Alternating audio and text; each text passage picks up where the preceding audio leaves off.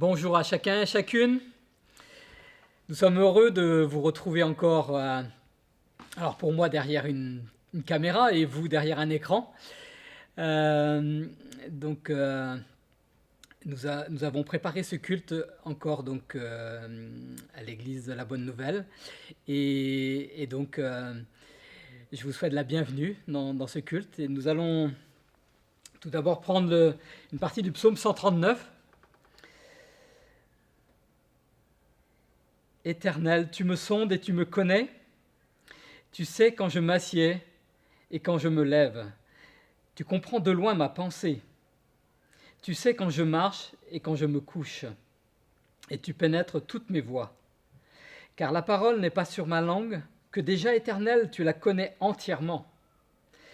Tu m'entoures par derrière et par devant, et tu mets ta main sur moi. Une telle science est trop merveilleuse pour moi, trop élevée pour que je puisse la saisir. Où irai-je loin de ton esprit, et où fuirai-je loin de ta face? Si je monte aux cieux, tu y es. Si je me couche au séjour des morts, t'y voilà.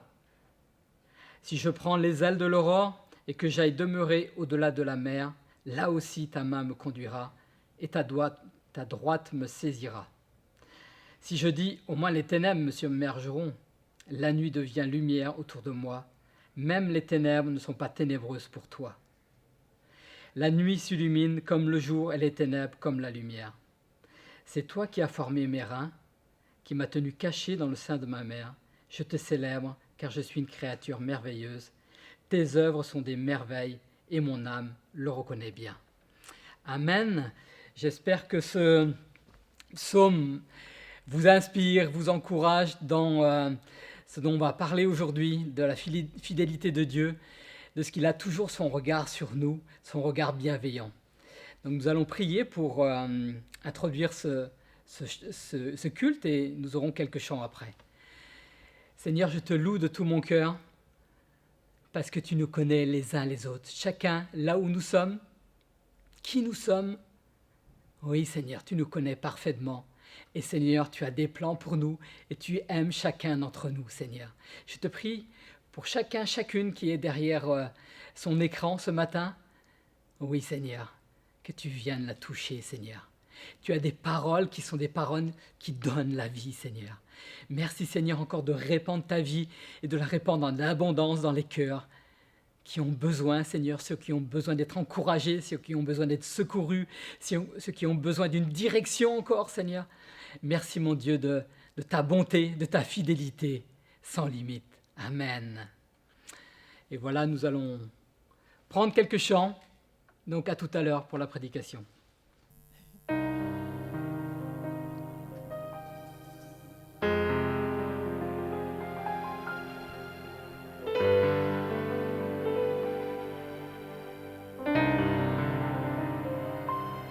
Il est bon de louer le Seigneur et de chanter le nom du Dieu le plus haut, de proclamer sa fidélité durant les jours, pendant les nuits. La la la, la la la la la la, la la la la, la la la la la la la. La la la la la la la la la la la la. Tes bienfaits ne peuvent se compter, émerveillés parce que tu as créé. Combien tes œuvres sont grandes, Elohim Baruch Hashem. La la la. La la la, la la la la la la, la la la la, la la la la la la la, la la la la la la la la, la la la la la la la la.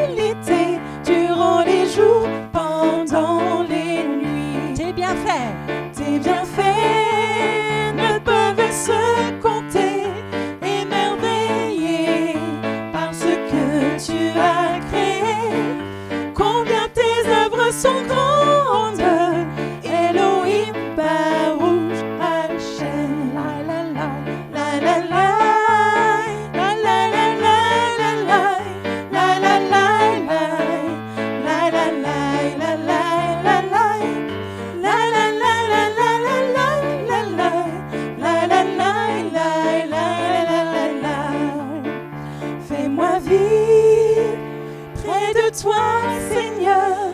Fais-moi grandir comme les cèdres du Liban, plantés dans la maison du Seigneur, pour vivre éternellement.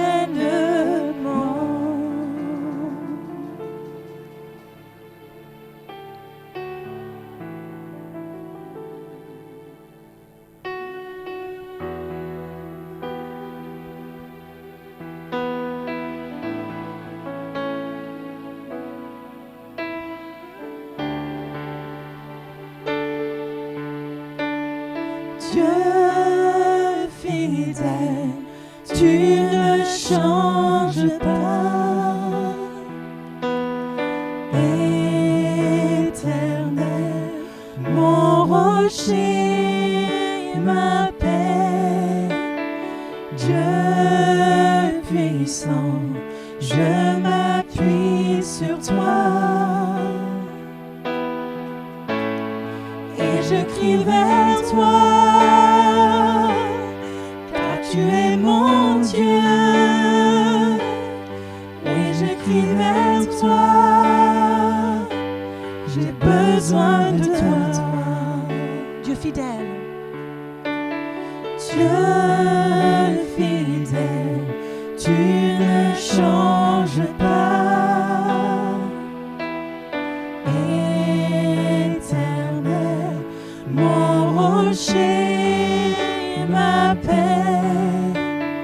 Dieu puissant, je m'appuie sur toi. Et je crie vers toi, car tu es mon Dieu. Oui, oui, je crie vers toi, j'ai besoin de toi.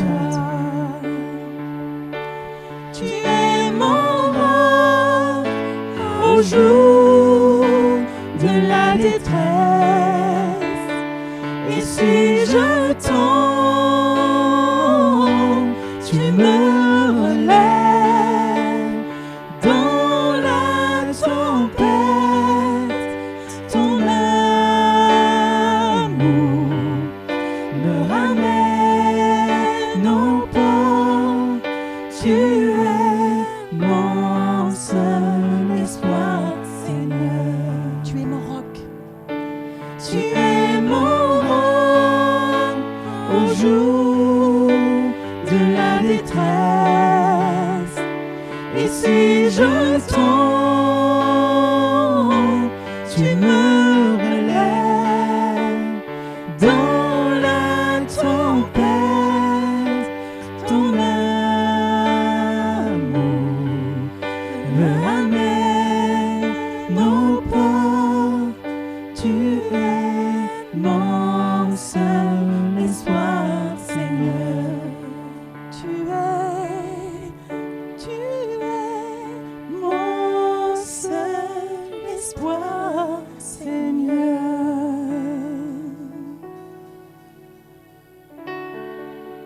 Dieu est pour nous un refuge et un appui, un secours qui ne manque jamais dans la détresse. C'est pourquoi nous sommes sans crainte quand la terre est bouleversée et que les montagnes chancellent au cœur des mers, quand les flots de la mer mugissent, écument, se soulèvent jusqu'à faire trembler les montagnes.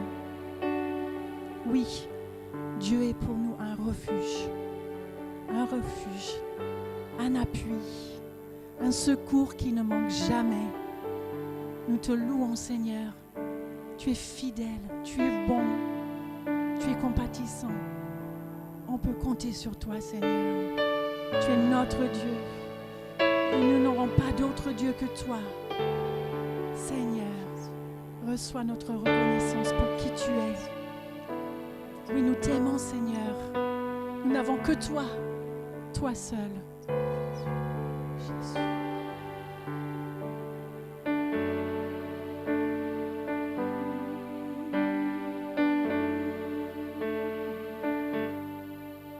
Tu es mon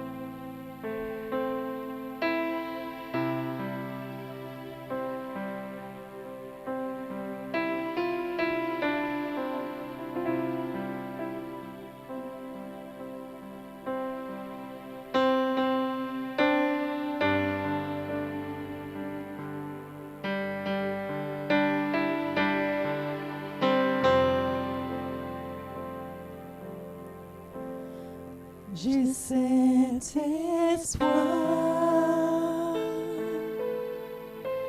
tel une encre pour mon âme, dans la tempête, je m'appuie sur toi. Dans ton amour, toutes mes craintes disparaissent.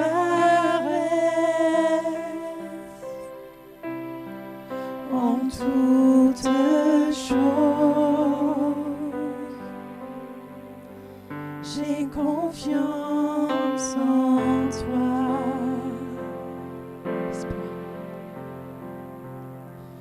Mon espoir est assuré à la croix. Tu as tout donné, tu nous as rachetés. Cet espoir est une encre pour mon âme, inébranlable est notre Dieu. Dieu éternel, tu étais et tu seras. Tu es fidèle, toujours près de moi. Dieu éternel, Dieu éternel, tu étais et tu seras, toujours fidèle, toujours près de moi. Mon espoir, mon espoir est assuré à la croix. Tu as tout donné, tu nous as rachetés. Cet espoir est une encre pour mon âme, inébranlable est notre Dieu.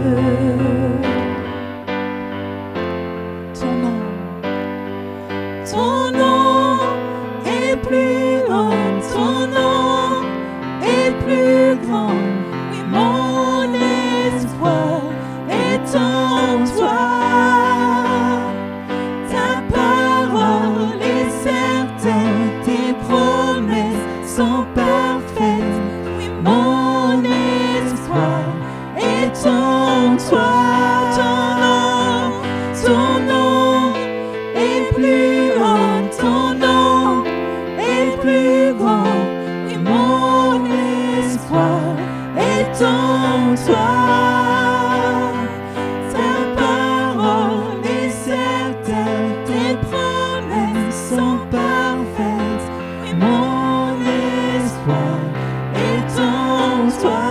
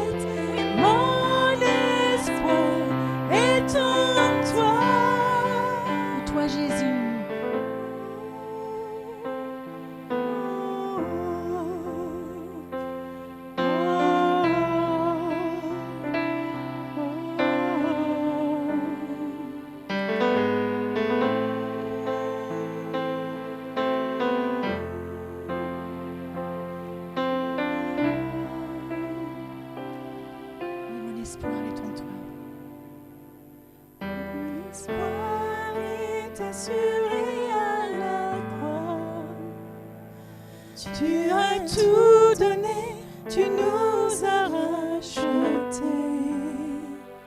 Cet espoir est une encre pour mon âme, inébranlable est notre Dieu.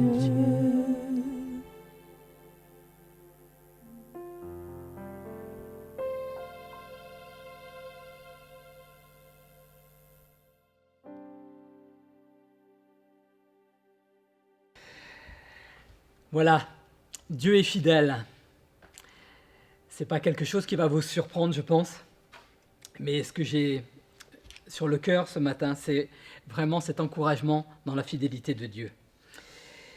Et donc la fidélité de Dieu, bien sûr, c'est la nature profonde de Dieu.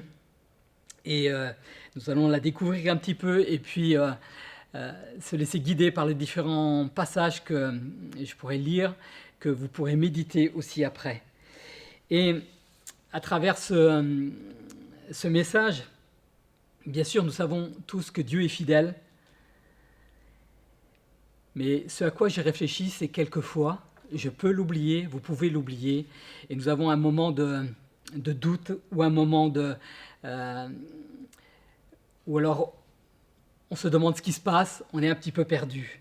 Et donc ce qui nous aide vraiment, c'est vraiment de se souvenir, quand l'orage commence à gronder, que Dieu est fidèle. Et je voudrais donc à l'issue de cette prédication qu'on garde à notre pensée que peu importe les circonstances, peu importe ce qui se passe dans notre vie, nous savons que Dieu est fidèle, que ce soit une fondation pour notre vie. Donc la fidélité, donc dans la parole, c'est donc une vertu et donc qui exprime la fermeté, une fermeté qui est attachée à la foi. Et donc elle consiste à garder la foi donc, dans une personne ou dans une cause, mais vraiment à garder la foi. Donc ça nous concerne vraiment, cette fidélité. Et donc la fidélité de Dieu, donc, elle fait vraiment partie de sa nature. Et donc on voit que forcément, elle est associée à l'amour, par exemple.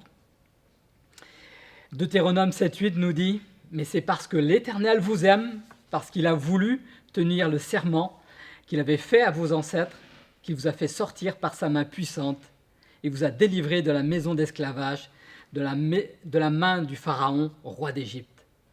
Sache donc que c'est l'Éternel ton Dieu qui est Dieu. Ce Dieu fidèle garde son alliance et sa bonté jusqu'à la 1000e génération envers ceux qui l'aiment et qui respectent ses commandements. » Et nous lisons aussi Romains 5,8. « Mais voici comment Dieu prouve son amour envers nous. Parce que nous étions encore des pécheurs, Christ est mort pour nous. »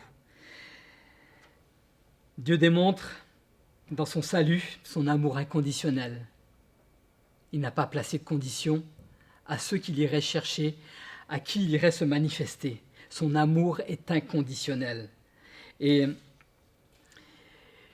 cela ne dépend pas de qui nous sommes, ça ne dépend pas de nous, mais ça dépend d'un amour qui est sans limite.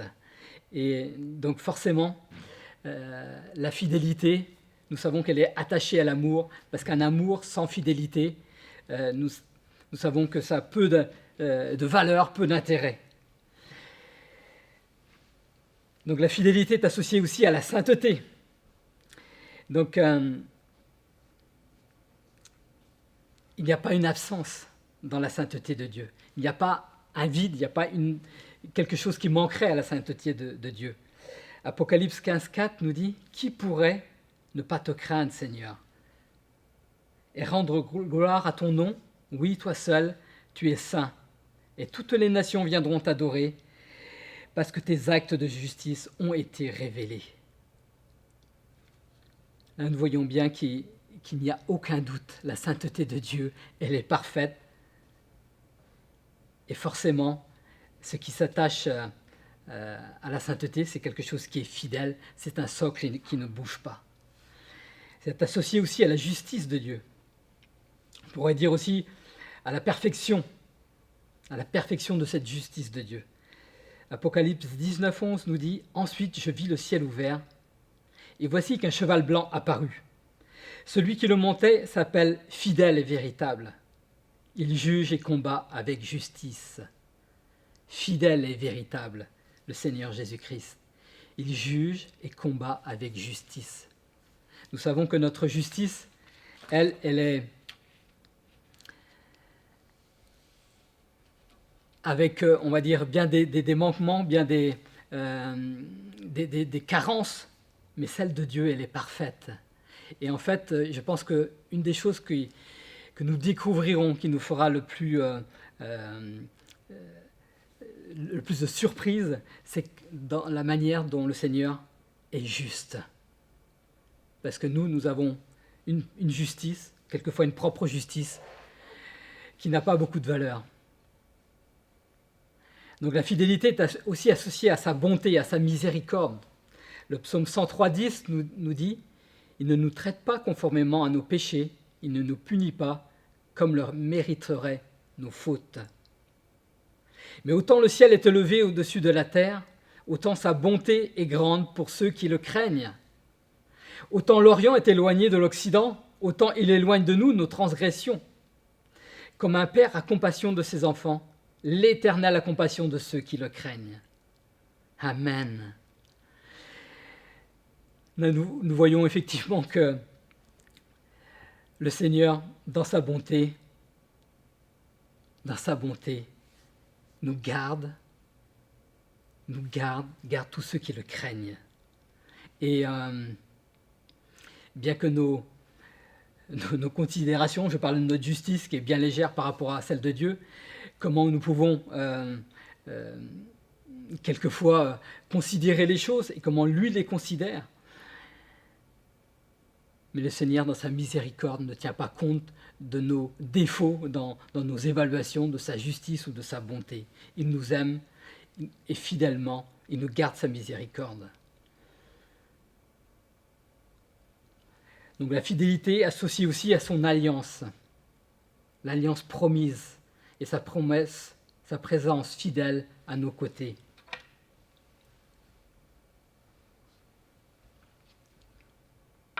Ésaïe 55:3, un verset que j'ai eu l'occasion de lire il y a quelque temps. « Tendez l'oreille, venez à moi, écoutez donc et vous vivrez. Je conclurai avec vous une alliance éternelle pour vous assurer les grâces promises à David. » Je conclurai avec vous une alliance pour vous assurer les grâces, donc la promesse faite à David. Cette alliance éternelle dont nous sommes au bénéfice aujourd'hui. Matthieu 26:28 nous dit « Car ceci est mon sang, le sang de la nouvelle alliance, qui est versé pour beaucoup pour le pardon des péchés. » Voilà comment le Seigneur a scellé une nouvelle alliance au travers de son sang, versé pour beaucoup pour le pardon de nos péchés. Et cette alliance, à 100% divine, est faite pour ses enfants, rachetés par son sang, la valeur du sang de Jésus, ce sang qui n'a pas été souillé par un seul péché. Et il a été agréé par le Père pour le pardon de nos péchés. Matthieu 28:18 nous dit « Jésus s'approcha et leur dit « Tout pouvoir m'a été donné dans le ciel et sur la terre.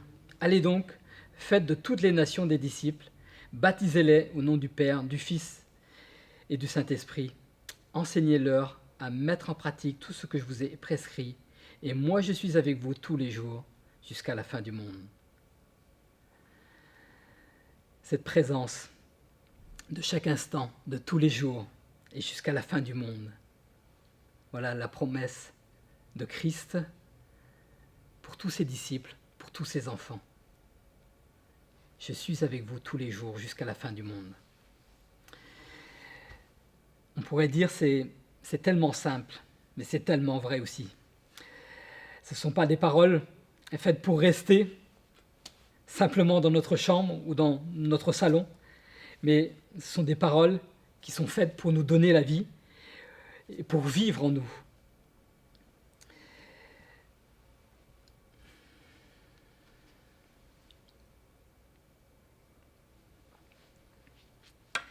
Et nous savons que la fidélité de Dieu va nous chercher quelquefois très très loin. Je pense que je vous ai raconté déjà ce qui s'était passé dans mon enfance. Donc à 7-8 ans, donc j'ai fait cette promesse à Dieu, je te servirai quand je serai grand, quand je serai marié, que j'aurai fondé une famille. Et vous savez, cette promesse, je l'avais oubliée, moi. Et bien sûr, puisque étant adolescent, je m'étais détourné de Dieu et de tout ce qui pouvait concerner la religion. Et c'est bien après, quand bien sûr le Seigneur nous a touchés, donc ma femme et moi-même, alors que nous étions un couple déjà donc depuis 5 années, donc vivant en concubinage, où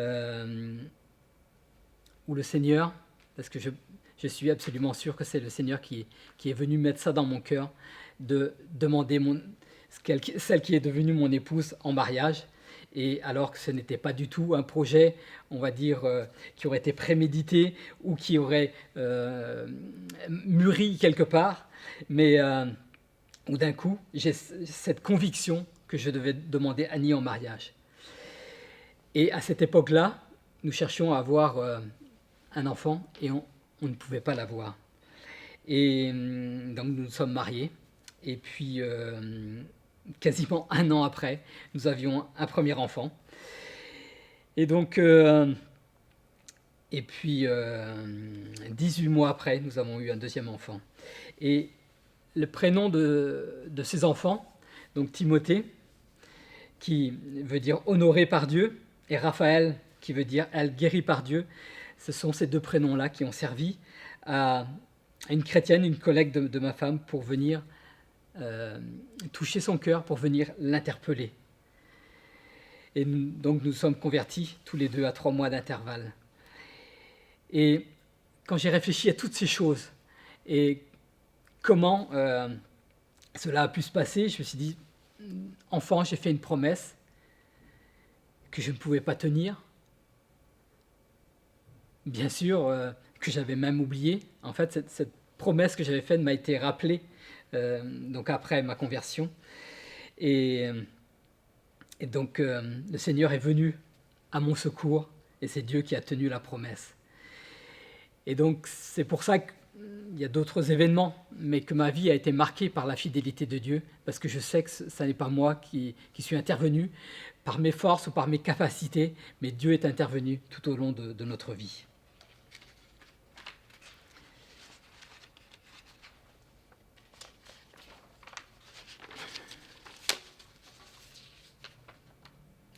Alors.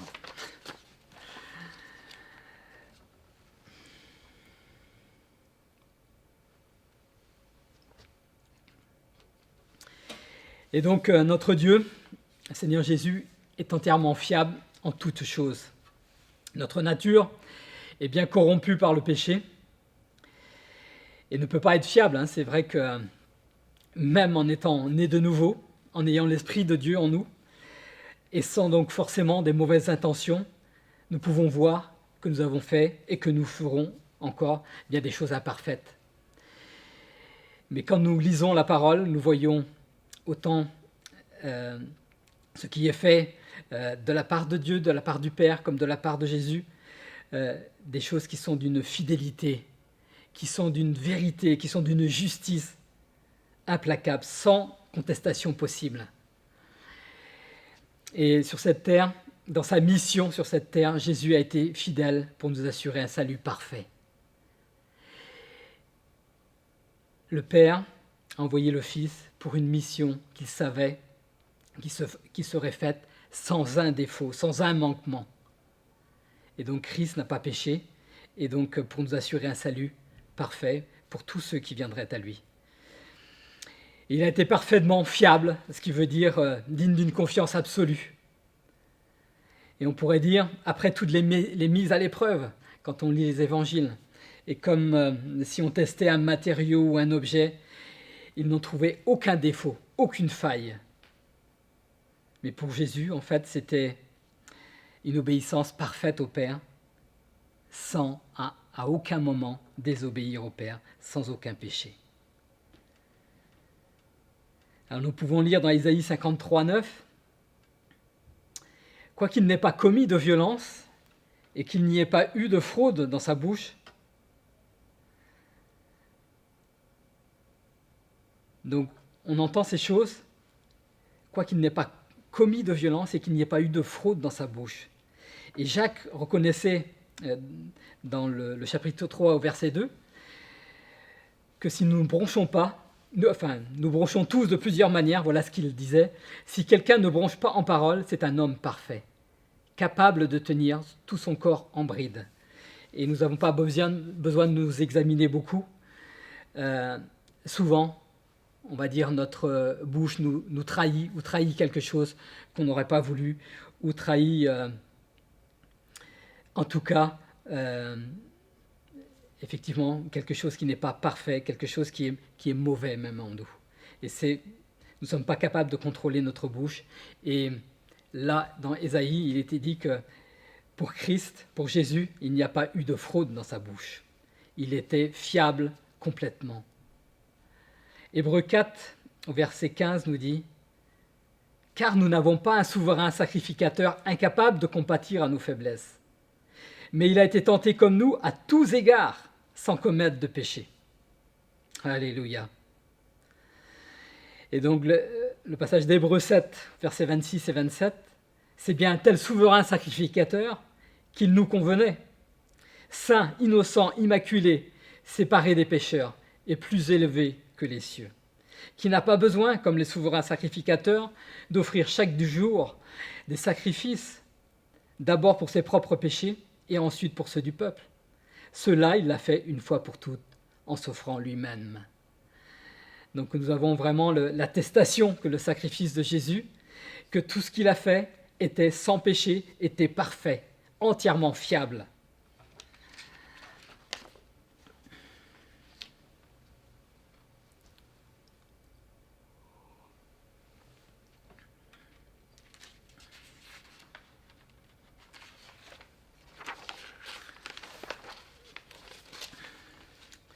Alors nous allons passer à un autre chapitre. Dans sa fidélité, le Seigneur nous dit « Je ne t'oublierai pas ». Alors là, nous lisons dans Ésaïe 49, donc la version Sommer, donc du verset 14 au verset 16. « Cependant, Sion dit « L'Éternel m'a abandonné. Oui, le Seigneur m'a oublié. » Une femme oublie-t-elle l'enfant qu'elle nourrit? Cesse-t-elle d'aimer l'enfant qu'elle a conçu? Et même si les mères oubliaient leurs enfants, je ne t'oublierai pas. Voici, je t'ai gravé dans le creux de mes mains. Je pense constamment à tes remparts. C'est donc impossible que Dieu nous perde de vue. Nous sommes écrits dans le creux de ses mains. Vous imaginez? Votre nom est écrit dans le creux des mains de Dieu. Est-ce que vous l'imaginez ça? Il regarde ses mains et qu'est-ce qu'il voit? Il voit nos noms.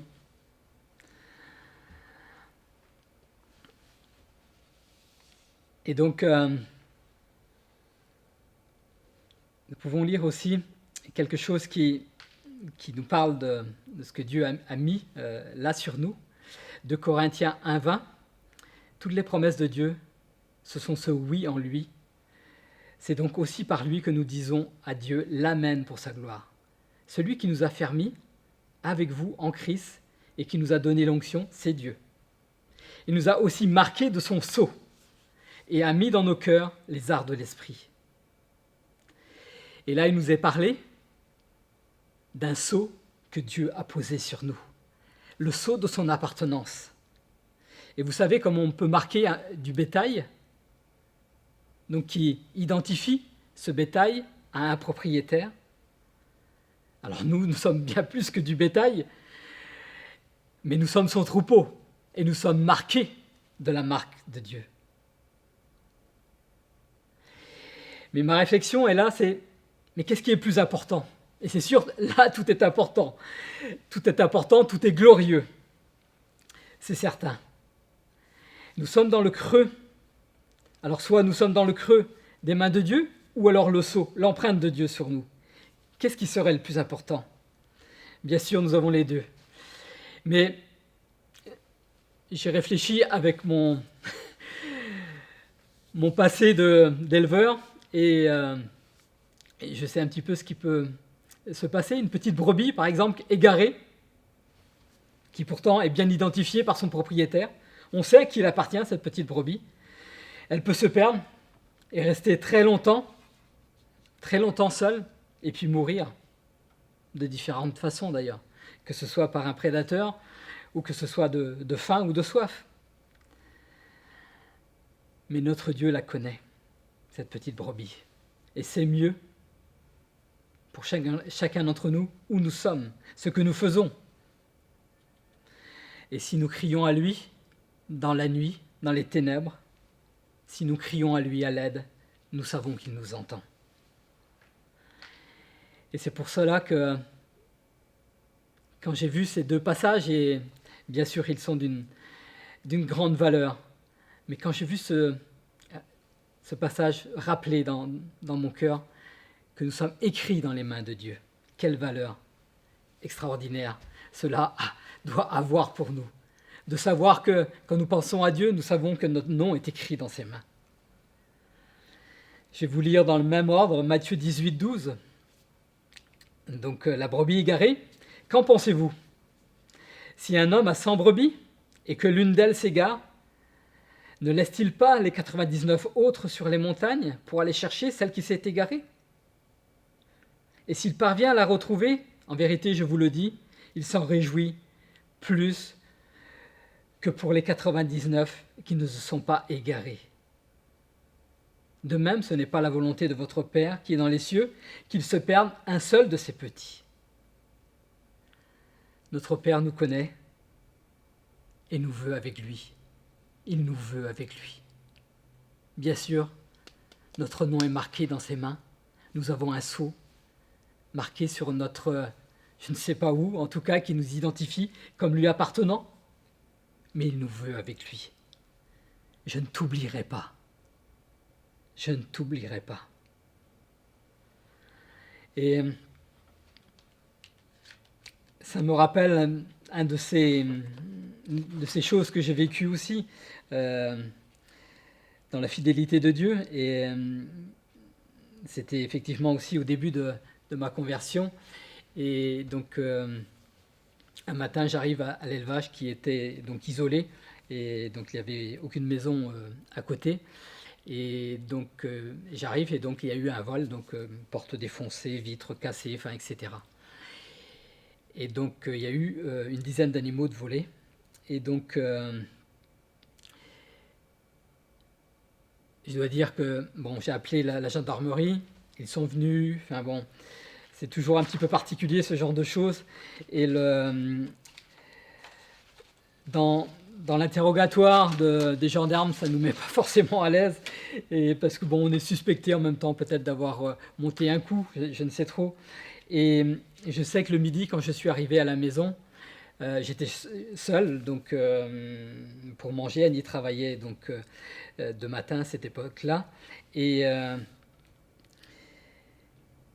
je dois dire que j'étais pas bien, j'étais tourmenté quand même, et donc, j'ouvre un livre de méditation quotidienne. Et voilà le verset que je trouve, donc Apocalypse 3.8. Je connais tes œuvres. Voici, j'ai mis devant toi une porte ouverte que personne ne peut refermer. Parce que tu as peu de puissance et que tu as gardé ma parole sans renier mon nom. Et je crois que c'était le premier verset comme ça que je recevais, on va dire en plein cœur, éclairé, en toute lumière. Je savais que ce verset vraiment venait rebooster, éclairer, me donner vie à travers cet épisode, et qui était une déclaration de Dieu pour dire « Je ne t'ai pas oublié, je sais ce que tu as vécu, et la porte que j'ai ouverte devant toi, personne ne pourra la refermer. » Et alors je sais que, je vous l'ai dit peut-être, cette expérience que j'ai eue pendant 12 ans d'agriculteur et donc 11 ans avec le Seigneur, 11 ans de conversion, Je sais que pour moi, ça a été un épisode de fondation où je n'ai pas vécu, c'est sûr, des choses toujours très agréables et très faciles, mais je savais que le Seigneur tissait des racines très très puissantes dans le sol pour me fixer, pour me fonder. Et ça en faisait partie, bien sûr. Et bien sûr, il y a un tas d'autres histoires qui ont émaillé cette expérience. Il y en a d'autres depuis. Mais quand vous recevez ce verset, vous savez, vous allez vous en rappeler toute votre vie.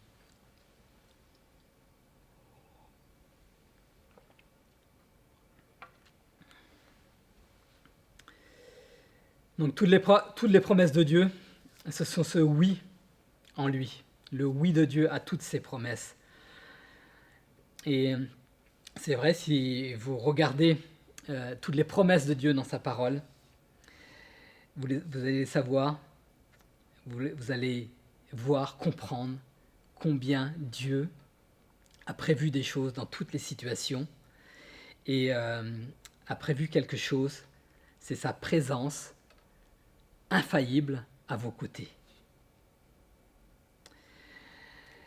2 Timothée 2,11, cette parole est certaine, si nous sommes morts avec lui, nous vivrons aussi avec lui. Et si nous persévérons, nous régnerons aussi avec lui. Si nous le renions, lui aussi nous reniera. Et si nous sommes infidèles, lui reste fidèle, car il ne peut se renier lui-même. Et ce passage, vous le connaissez aussi, des temps d'infidélité. Alors là, qu'on peut traduire par une confiance qui serait trahie, en fait, un manque de foi, être infidèle à ne pas avoir cru, donc une incrédulité manifestée, ne pas croire, ne pas suivre le Seigneur dans quelque chose qui pourtant aura été mis sur notre cœur, une perte de confiance en Dieu, dans cette infidélité. Et le Seigneur nous dit, si nous sommes infidèles, lui reste fidèle, parce qu'il s'est engagé pour nous. Il a fait avec nous une alliance éternelle, une alliance qui ne prendra jamais fin. Il ne peut se renier lui-même. Et bien sûr, on peut parler, on peut penser, on peut dire dans toute l'expérience dans l'Ancien Testament, à travers les rois d'Israël, il y a eu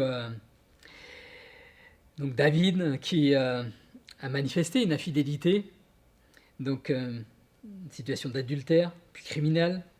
On a eu Salomon d'une autre façon, pour parler des plus connus, donc qui lui, dans sa sensualité et ensuite l'idolâtrie. Mais le Seigneur a gardé sa fidélité à ses rois.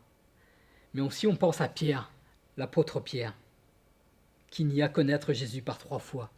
Et comment le Seigneur Jésus est venu le chercher pour le ressaisir, pour le faire exprimer à la fois son amour pour lui, et Pierre a connu, a compris combien Christ lui pardonnait aussi. 2 Thessaloniciens 3,3. Le Seigneur est fidèle, il vous affermira et vous protégera du mal. Le Seigneur est fidèle, il vous affermira et vous protégera du mal. Malgré nos résistances, malgré nos vies tordues, compliquées bien souvent, on ne se simplifie pas la vie, c'est certain. Le Seigneur reste fidèle à nous conduire dans sa sainteté. Il ne perd jamais patience, comme pour Pierre. De son caractère impulsif, présomptueux, le Seigneur a transformé cet homme en un apôtre ferme, courageux et patient aussi. Voilà ce que Pierre disait dans 2 Pierre 3,9. Le Seigneur ne tarde pas dans l'accomplissement de la promesse, comme certains le pensent. Au contraire, il fait preuve de patience envers nous, voulant qu'aucun ne périsse, mais que tous parviennent à la repentance. Voilà ce qu'il disait à la fin de sa vie. Un homme, on va dire, que son ministère d'apôtre avait conduit dans différentes situations. Il a vu à travers ce qu'il était, ce qu'il est quand il était disciple auprès du Seigneur, ensuite quand il a été responsable de la première église, tout ce qu'il a pu vivre et connaître dans cette première église. Et il nous dit avec toute cette sagesse, le Seigneur ne tarde pas dans l'accomplissement de la promesse. Le Seigneur est toujours à l'heure, comme certains le pensent. Au contraire, il fait preuve de patience envers nous. Est-ce que le Seigneur ne fait pas preuve de patience envers nous, voulant qu'aucun ne périsse, mais que tous parviennent à la repentance? Et alors, pour terminer, je voudrais vous livrer quelques versets, alors que moi j'ai choisi, mais que vous, donc vous pouvez vous les approprier, bien sûr, ils sont faits pour cela, mais vous aussi, vous pouvez les chercher, ces versets qui concernent la fidélité de Dieu. Comme je vous disais, ce que je voudrais, c'est que sans arrêt, notre cœur ait vraiment cette sécurité, cette assurance que Dieu est fidèle, qu'il est à nos côtés.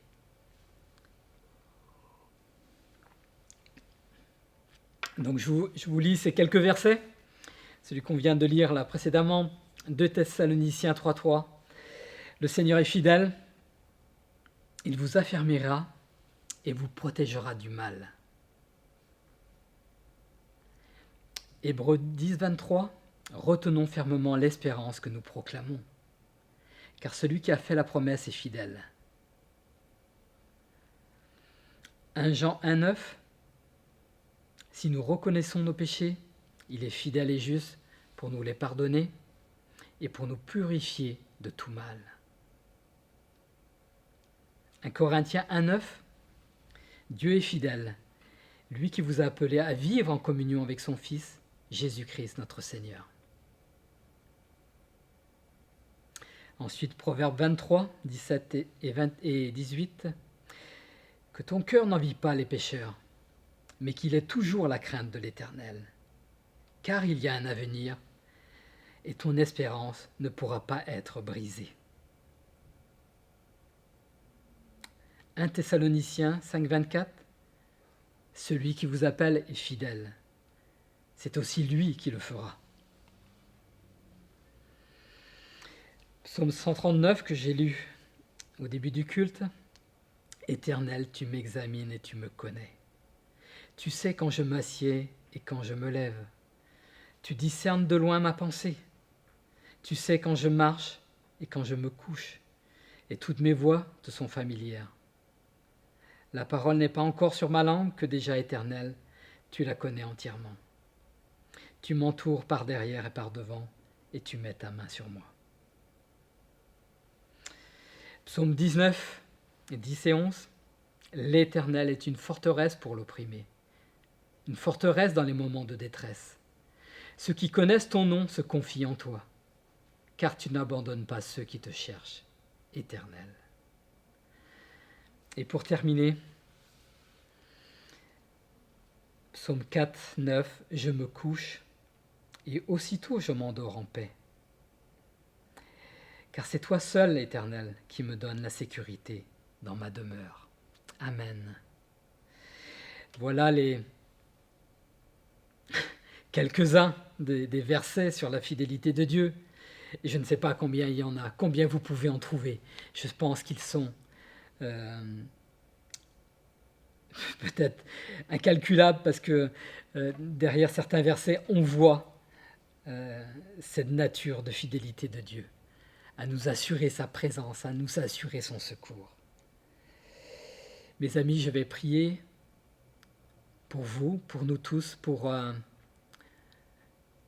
vraiment que nous soyons conduits dans la fidélité de Dieu, à toujours marcher dans ses pas, même si le terrain est instable, même s'il est inconnu pour nous, que nous sachions que Dieu assure nos pas, qu'il voit où nous sommes. Seigneur, que tu es merveilleux, que tu es merveilleux. Oui Seigneur, tu as ouvert des chemins pour chacun d'entre nous. Tu sais où tu nous envoies. Oui Seigneur. Tu sais Seigneur la destinée que tu as prévue pour nous.